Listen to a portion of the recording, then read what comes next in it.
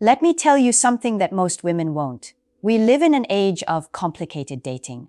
And as a woman, I see it from both sides. I see my friends struggle. And I see the good men in my life get completely lost in the chaos. You've probably heard of ghosting, right? That sudden, silent disappearance. When someone you were talking to just vanishes. It's brutal. It's disrespectful. And it leaves you wondering what on earth you did wrong. But what if I told you there's something worse? Something quieter, more subtle, and honestly, far more damaging in the long run. It's a tactic designed not to reject you, but to trap you. To keep you suspended in a cycle of false hope, draining your time, your confidence, and your energy without you even realizing you're being played. It has a name. I call it Banksying. Think of the artist, Banksy. His work appears out of nowhere. It's captivating. It's right there in front of you, but it's untouchable. You can admire it from a distance, but you can never truly have it. That's the exact feeling. Banksying is when a woman keeps you in her orbit, not because she's planning a future with you, but because she can't stand the thought of her future without your attention. You become her emotional bank account, a reliable place she can go for a quick withdrawal of validation when she's feeling low, a comforting voice when she's lonely, or an ego boost when another guy disappoints her. She takes and takes, but her own account. It stays empty. She deposits nothing back. No real time, no real affection, and absolutely no commitment. Here's the disturbing truth. Ghosting is a door slamming in your face. It's loud, it's rude. But at least you know the door is closed. You can turn around and walk away. Banksying is being left in a hallway with a door that's just slightly ajar. Forever. It's the endless loop of maybe later, the constant, I'm just so busy right now. The vague promises that never turn into actual plans. This isn't indecision, it's a strategy. And in this video, I'm pulling back the curtain. From a woman's perspective, I'm going to show you exactly how this game works, why it's used, and most importantly, how you can spot it before it costs you months, or even years of your life. Because once you understand the pattern, you'll never let yourself be played like that again.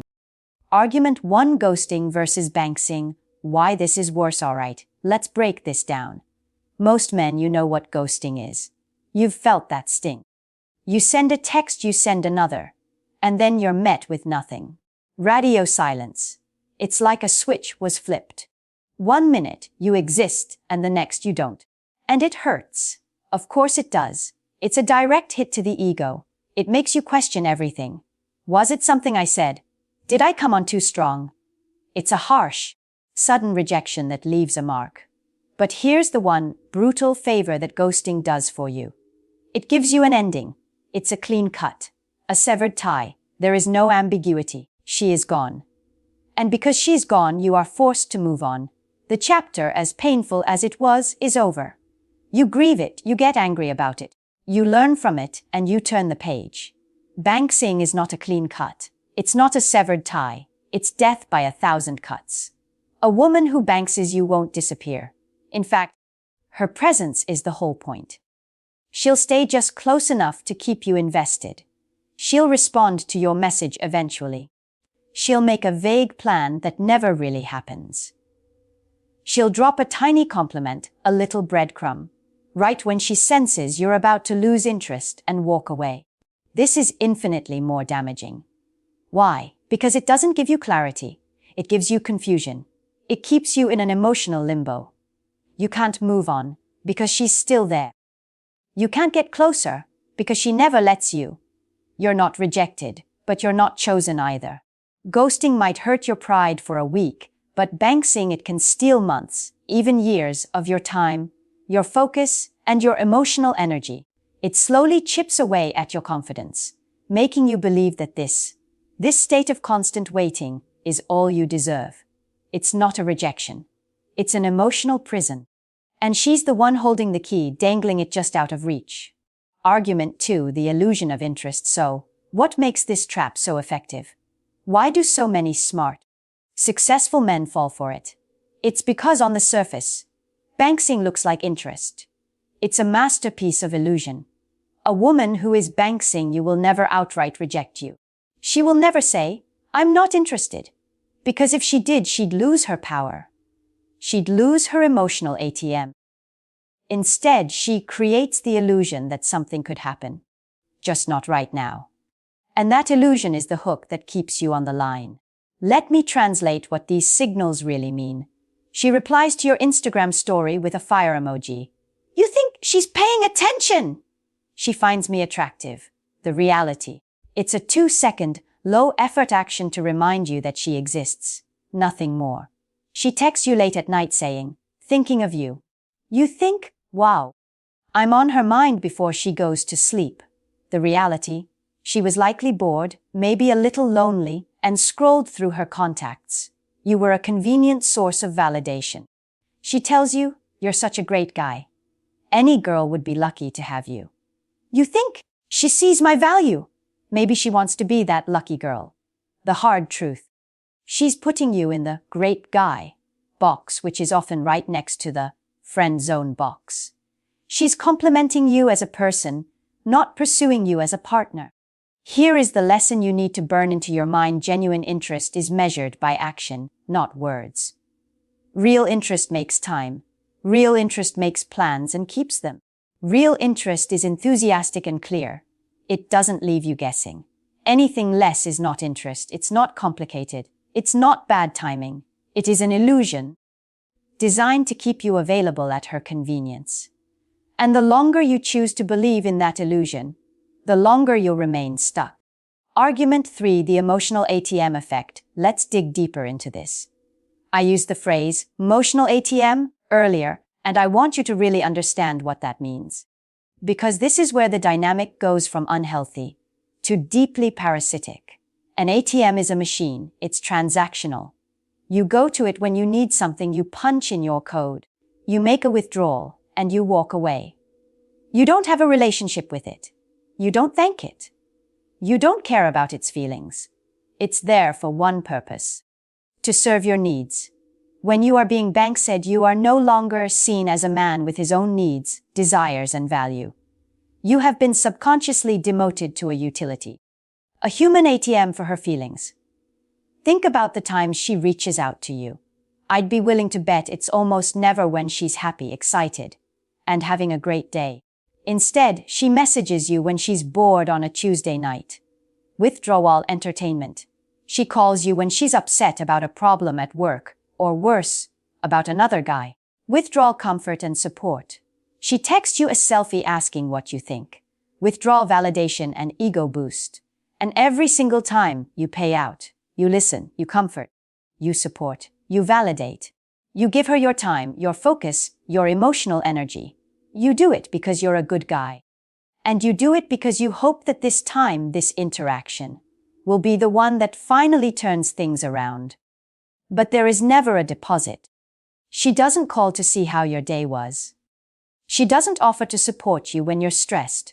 She isn't investing her time or intimacy into your life. This is the most dangerous confusion in modern datings, mistaking her needing you for her wanting you. A woman can rely on you heavily for emotional support, while having zero romantic interest in you. She can see you as her rock, while she's looking for a different man to build her house with. The longer you play the role of the ATM, the less she sees you as a potential partner, and the more you become just a convenient, reliable machine. Argument 40, signs you're being banksyed. Alright, so the biggest problem with banksying is how subtle it can be. Most men don't realize it's happening until they look up and realize months have gone by. So let's change that right now. If you know what to look for, the red flags are actually bright and clear. Once you see them, you can't unsee them. Let's go through the 4 biggest signs. Number 1. Inconsistency. The hot and cold pattern. This is the most common sign. One day she's warm, flirty, texting you all day long. You feel like you're finally making progress. The next day, she's distant, cold, giving one-word answers, or just disappears completely. You're left wondering what you did wrong. The truth is, you did nothing wrong. This isn't confusion on her part, it's control. She gives you just enough heat to keep you hooked, then pulls away to make you crave it more. Healthy interest is consistent. This is manipulation. Number 2, unrealized plans. The queen of maybe. She'll talk a great game about meeting up. We should totally get a drink sometime. Or, I'd love to see that movie. But when you try to lock down a specific day and time, there's always an excuse. A friend is in town, work is crazy, she's not feeling well. She says, maybe next week, but next week never comes. Listen, if someone wants to see you, they will make time. If they're always making excuses, you're not a priority. You're an option she has no intention of choosing. Number 3, the effort is all yours. Take a moment and honestly look at your text chain. Who initiates most of the conversations? Who asks the questions? Who suggests the plans? If you're the one carrying the entire connection on your back, putting in 90% of the effort, while she puts in 10%, you're not in a budding romance. You're an entertainer. You're keeping her amused and validated while she saves her real energy for the things and people she actually values. Number 4, boyfriend duties without boyfriend privileges. This one is subtle but painful. She treats you like her boyfriend when it's convenient for her. She'll vent to you about her problems, seek your advice, and lean on you for emotional support.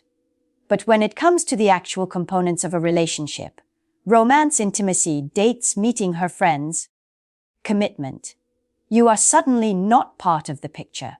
She gets all the benefits of having a supportive partner, without having to give any of the love and commitment in return. It's the ultimate emotional loophole. Argument 5. Why women use this strategy now? Here's where we need to have a very honest, maybe uncomfortable conversation. Because as much as you might want to put all the blame on her, the hard truth is, this dynamic takes 2 people. Women use this strategy for one simple reason: because men allow it. Let me be crystal clear. I am not defending the behavior. It's unfair, it's selfish, and it's emotionally immature. But from a strategic standpoint, why does it happen? For her, it's the best of both worlds. She gets power without commitment.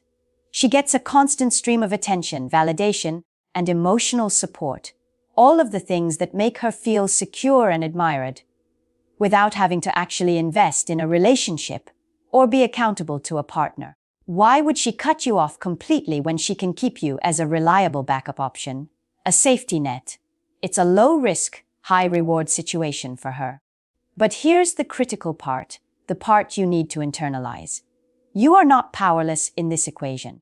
The only reason Banksying works is because too many good men are too comfortable being endlessly available. You reply to her texts in seconds, even if she took hours to reply to yours. You accept her constant cancellations and vague excuses without question.